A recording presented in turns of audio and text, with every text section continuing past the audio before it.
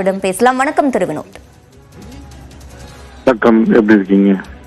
நான் நலமா இருக்கேன், நீங்களும் நலமா இருக்கேன்னு நம்புறேன். இப்போ இந்தியாவுக்கும் பாகிஸ்தானுக்கும் இருக்கக்கூடிய பதற்றமான சூழல்ல பாகிஸ்தான் சீனாவுடைய ஏவுகணையை பயன்படுத்தி இருப்பது தெரிய வந்திருக்கு. இதனை அடுத்த கட்டமாக இந்தியா எவ்வாறு கையாளும்? சைனீஸ் ஏவுகணை ஒரு 70% அதோடைய ஒர்க்கிங் ரேட் தான். ஒரு 30% ஏவுகணைகள் யூஸ்லெஸ். அதாவது நீங்க ஃபயர் பண்ணீங்கன்னா அது ஒன்னாவது ரேஞ்சில் போகாது, இல்லை ரேஞ்சில் போனோன்னா வழியில விழுந்துரும். அந்த மாதிரி ஒரு சூழ்நிலை தான் இந்த சைனீஸ் ஏவுகணைகள் உள்ளது. அது நான் சொல்லல, சைனீஸோடைய ரிப்போர்ட்டே சொல்லுகிறது. அது ஒன்றாவது. ரெண்டாவது மோஸ்ட் இம்பார்ட்டன்ட் என்னன்னா, சைனீஸ் ஏவுகணை பயன்படுத்தும் ஒரு ப்ரொசீஜர், அது வந்து பாகிஸ்தான் ரொம்ப தப்பான ப்ரொசீஜரை யூஸ் பண்றது.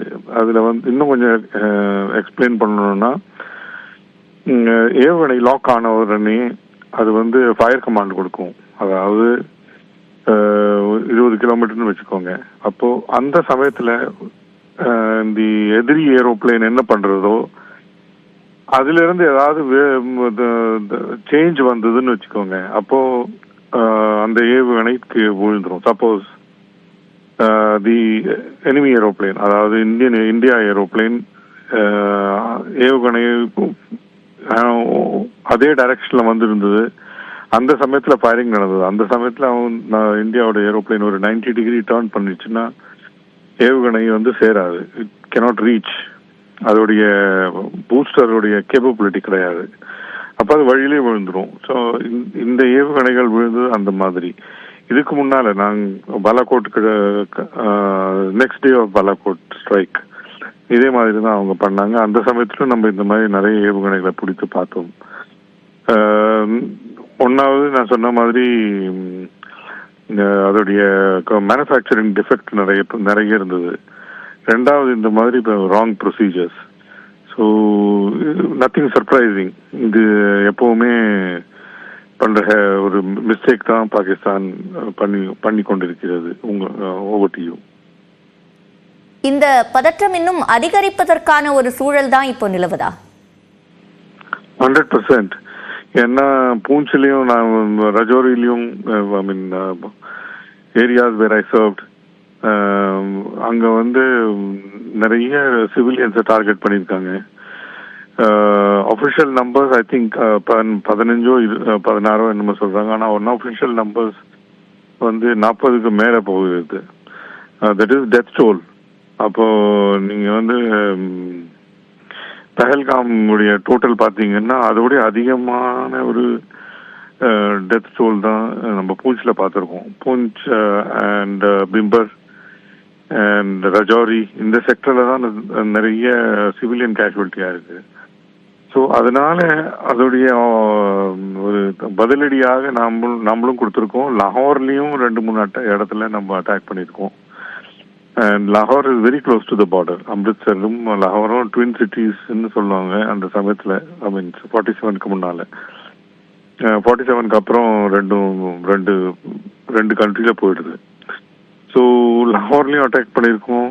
பாவல்பூர் அண்ட் முரீத்கே இதெல்லாமே நார்த் ஆஃப் லாகோர் வந்து முரீத்கேலையும் அட்டாக் பண்ணியிருக்கோம். ஸோ இந்த இடங்களில் அட்டாக் பண்ணி நாம் கொடுத்துருக்கிற மெசேஜ் என்னன்னா, சிவிலியனை டார்கெட் பண்ணாதீங்க. பண்ணினால் நாமளும் சிவிலியன் டார்கெட் பண்ணுவோம் அப்படின்னு. இது வரைக்கும் இந்தியா வந்து சிவிலியன் டார்கெட் பண்ணல, பண்ணவும் மாட்டாங்க. That is my take on the subject. But still ஒரு அவங்களுக்கு ஒரு மெசேஜ் கொடுத்து தானே ஆகணும். அதனால நம்ம லாகோரையும் முரீத்கே அண்ட் பாவல்பூரையும் அட்டாக் பண்ணியிருக்கோம். ஓகேயோ.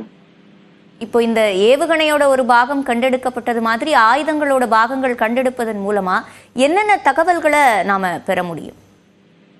Very good question. இதுல ரெண்டு விஷயம் ரொம்ப இம்பார்ட்டன்ட். ஒன்னாவது, இந்த ஏவுகணைகள் விழுந்தது எப்படி விழுந்ததுன்னு ஒரு ரிப்போர்ட் நம்ம கிட்ட வர்றதுக்கு வாய்ப்பு வந்தது இந்த ஏவுகணை விழுந்ததுனால தான். ரெண்டாவது வந்து இந்த ஏவுகணைகள் அடித்திருக்கிற தூரமும் அந்த அடித்திருக்கிற ஏரோப்ளேனையும் நம்ம ஐடென்டிஃபை பண்ணலாம் இந்த ஏவுகணையை வைத்துக்கொண்டு. It is called technical forensics. அந்த மாதிரி ஒரு கேப்பபிலிட்டி இந்தியாவில் உள்ளது. இந்தியாவில் நிறைய பேசுகளில் அந்த கேப்பபிலிட்டிஸ் உள்ளது, டெக்னிக்கல் ஃபொரன்சிக்ஸ் கேப்பபிலிட்டி. அதுலயும் இல்லாம இந்த ஏவுகணையில் உள்ள ஃபர்ம்வேர் சொல்லுவாங்க, அதை வச்சு நம்ம இதையும் பார்க்க முடியும். எந்தெந்த சூழ்நிலைகளில் இந்த ஏவுகணை யூஸ் பண்ண முடியும் அப்படின்னு ஒரு இன்ஃபர்மேஷன் இந்த ஃபர்ம்வேர்ல இருந்து கிடைக்கும். ஸோ 3 இம்பார்ட்டன்ட் ஆக்டிவிட்டி நம்மளுக்கு பண்ண முடிகிறது இந்த ஏவுகணைகள் கையில வந்ததுக்கு அப்புறம். அந்த ஏவுகணையோட இன்னொரு போட்டோ நீங்க காட்டியிருப்பீங்க, I'm sure you are shown. அதுல அந்த ஏவுகணையோட போர்டு, மதர் போர்டு மாதிரி ஒரு போர்டு, அந்த போர்டில் நிறைய இன்ஃபர்மேஷன் இருக்கு, இன்க்ளூடிங் எந்த சமயத்துல ஃபயர் ஆனிச்சு, எந்த ஃபயர் ஆகும்போது அந்த மதர் ஏரோப்ளேனுடைய ஸ்பீடு, ஹைட்டு, பவர் கண்டிஷன் எல்லாமே அந்த ஏவுகணைகளில் இருக்கும். அதை வைத்து நமக்கு we can make out, அதாவது எந்த சூழ்நிலையில் இந்த ஏவுகணையை பயன்படுத்தியிருக்காங்க. So these are very very important things. இதை வைத்து கொண்டு தான் நாளைக்கு வந்து இன்டர்நேஷனல் ஃபோரம்ல போகும்போது நம்ம போய் இந்த மாதிரி சொல்ல முடியும். யுனைடெட் நேஷன்லயும் போகும்போது நம்ம இந்த டோர்சியர்ல இந்த டேட்டாவை வச்சு தான் கொடுப்போம். திஸ் இஸ் ஹவ் இந்தியா மேல இவங்க வந்து அட்டாக் பண்ணியிருக்காங்க அப்படின்னு. ஓகே. அதே போல பாகிஸ்தானுடைய ஏர் டிஃபென்ஸ் சிஸ்டம் பலவீனமா இருக்கு என்பது பல்வேறு சூழல்கள்ல வெளிப்பட்டு கொண்டே வருது. இந்நிலையில இந்தியாவுடைய ஏர் டிஃபென்ஸ் சிஸ்டம், பாகிஸ்தானுடைய ஏர் டிஃபென்ஸ் சிஸ்டம், இதனுடைய ஒப்பீட்டை சொல்ல முடியும்? Very good question again. பாகிஸ்தானில் உள்ளது வந்து பியூரான ஏர் டிஃபென்ஸ் சிஸ்டம். அப்படின்னா